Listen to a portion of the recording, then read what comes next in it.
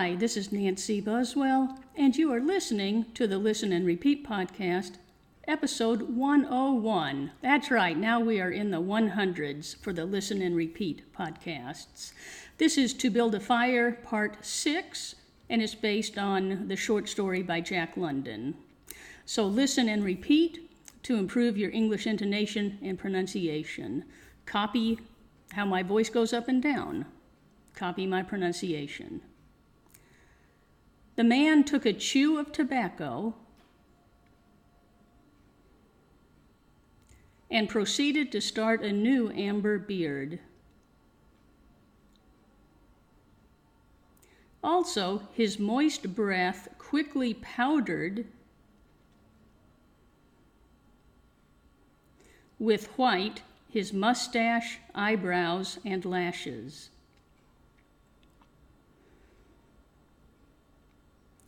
There did not seem to be so many springs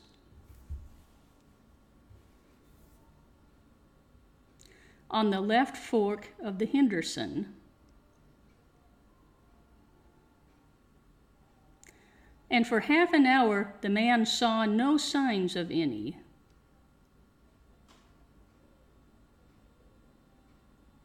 And then it happened. At a place where there were no signs, where the soft, unbroken snow seemed to advertise solidity beneath, the man broke through. It was not deep.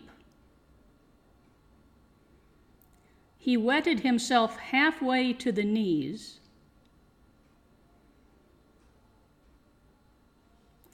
before he floundered out to the firm crust.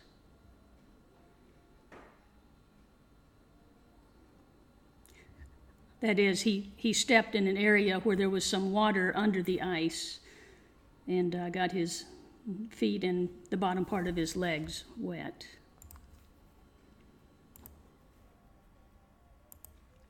He was angry and cursed his luck aloud. He had hoped to get into camp with the boys at 6 o'clock.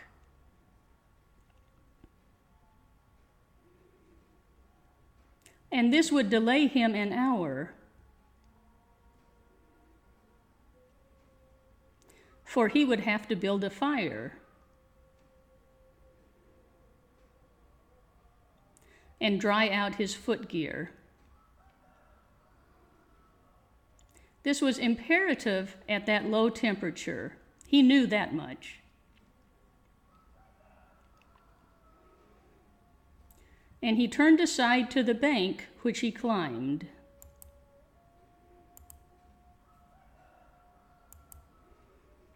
On top, tangled in the underbrush,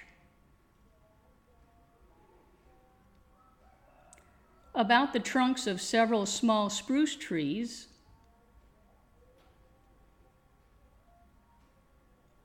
was a high-water deposit of dry firewood.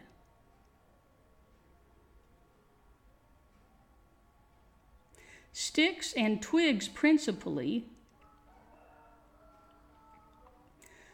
but also larger portions of seasoned branches.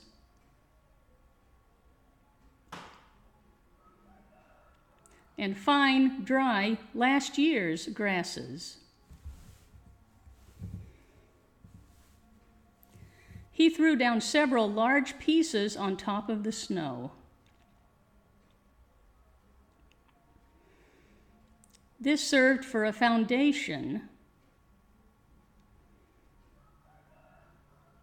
and prevented the young flame from drowning itself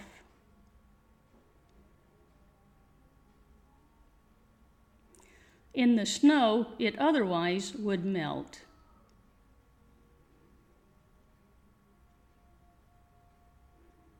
The flame he got by touching a match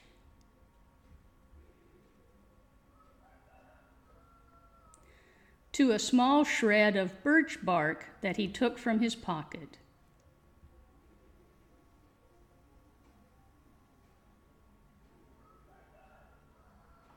This burned even more readily than paper.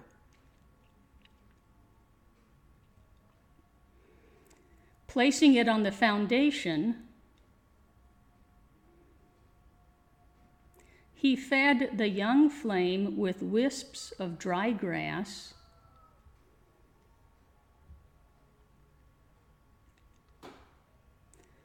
and with the tiniest dry twigs.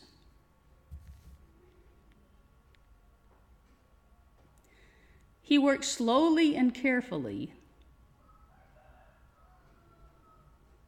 keenly aware of his danger.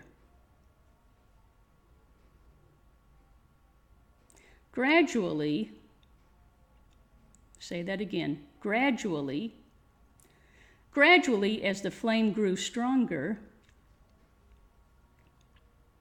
he increased the size of the twigs with which he fed it. He squatted in the snow, pulling the twigs out from their entanglement in the brush,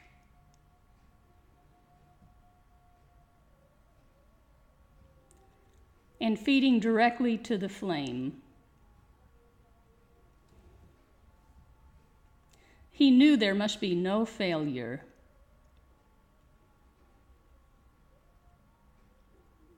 When it is 75 below zero, a man must not fail in his first attempt to build a fire. That is, if his feet are wet. If his feet are dry and he fails, he can run along the trail for half a mile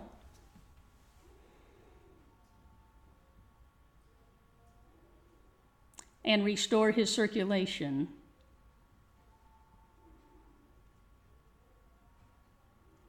But the circulation of wet and freezing feet cannot be restored.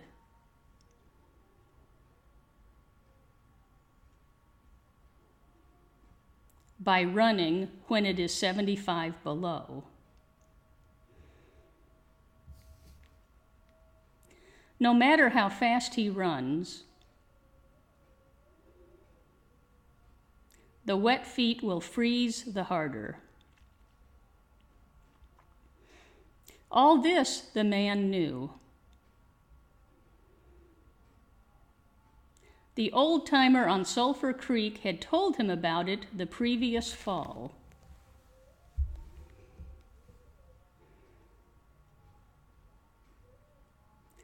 And now he was appreciating the advice.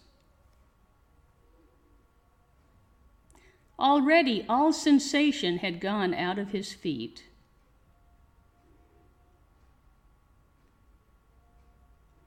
Sensation means feelings. To build the fire, he had been forced to remove his mittens.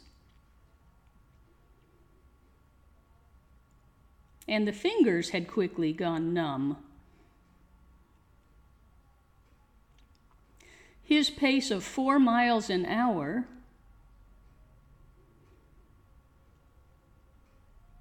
had kept his heart pumping, had kept his heart pumping blood to the surface of his body.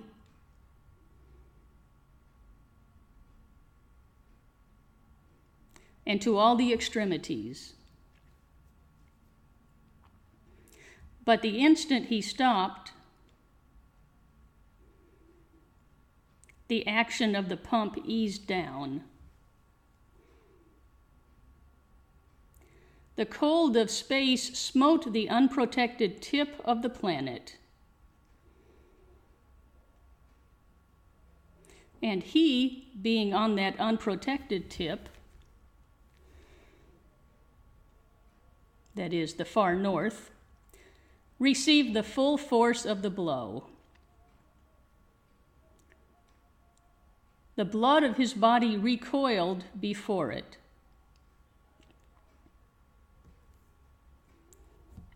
The blood was alive like the dog.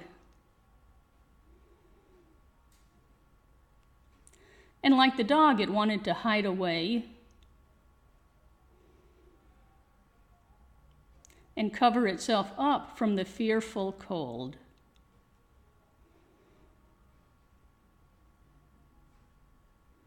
So long as he walked 4 miles an hour,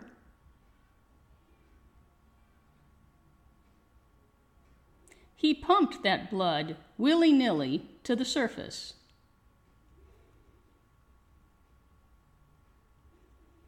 But now it ebbed away and sank down into the recesses of his body. The extremities, did you have time to say it? By the way, extremities would be like hands and feet, the furthest away from the heart. The extremities were the first to feel its absence.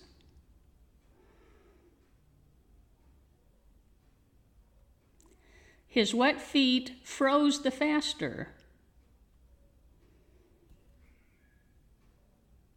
and his exposed fingers numbed the faster.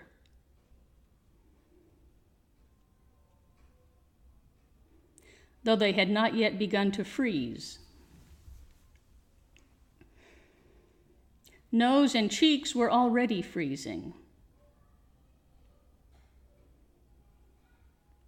while the skin of all his body chilled as it lost its blood.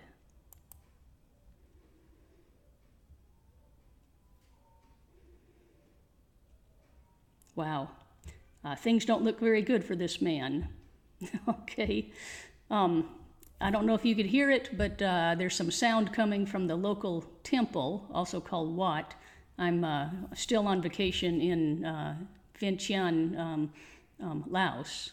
So there's somewhere close to me, there's a temple, also called Wat, and a chicken a rooster crowing, and sometimes there's some music. That's what happens. That's just, this is where I'm staying, and it's close to some other places, some other people, and a temple. So, come back soon to see what happens with the man, see if he survives, and what happens with the dog. Okay? So, thank you for listening. I hope you found this useful, and I hope you have a good day.